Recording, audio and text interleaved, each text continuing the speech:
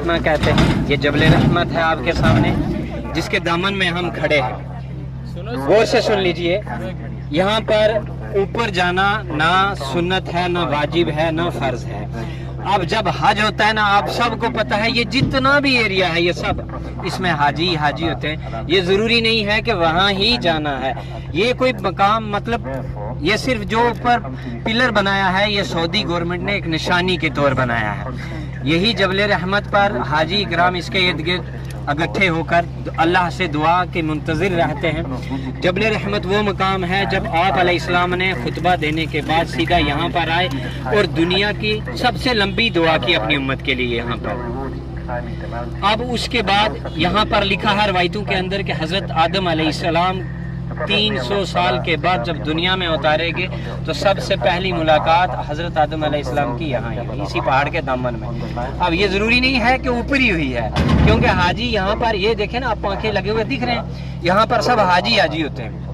यानी यहाँ पे भी है। आप जो बुजुर्ग हैं जो नहीं चल सकते हैं, ज़रूरी नहीं है आपको वहाँ पर चढ़ कर जाना। आप यहाँ से ही ज़ियारत हो गई है, यहाँ पर दुआ कर लेना। अगर जाना चाहते हैं, आप ताकत रखते हैं, चलें और जल्दी वापस चलेंगे। तो दूसरा, यहाँ पर 300 साल के बाद हज़रत आदम अलैहिस्सलाम की हज़रत अम्मा हवा से मुलाकात यहाँ ही होती है। और लिखा है रवायतों के अंदर कि हज़रत आदम अलैहिस्सलाम की दुआ भी यहाँ कबूल हुई। अब यहाँ पर हज़रत मोहम्मद सल्लल्लाहु अलैहि वसल्लम अपनी ऊँटनी कस्बा को लेकर यहाँ आए हज्जतुल विदा का खुतबा देने के बाद, और यहाँ पर सबसे लंबी दुआ की और दीन मुकम्मल होने की खुशखबरी भी यहाँ से सुनाई।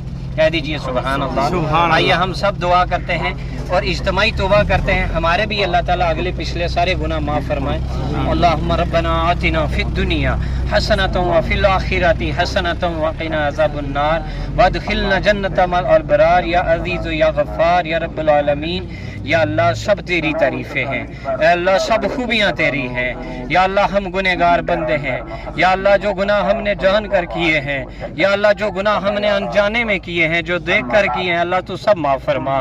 अल्लाह बिलखुसूस हम सबको नेक बना दे। मेरे मौला हम सबको यहाँ पर हज अदा करने की तौफीक अता फरमा। अल्लाह इसी साल हमको सबको हज अदा करने की तौफीक अता फरमा। अल्लाह हम सब की नेक तमन्नाएं पूरी फरमा। या अल्लाह हम सब के जितने घरों में बीमार हैं सबको शिफा फरमा। अल्लाह जितने परेशान हाल हैं सबकी परेशानियां दूर फरमा। अल्लाह हम सब की नेक तमन्नाएं पूरी फरमा।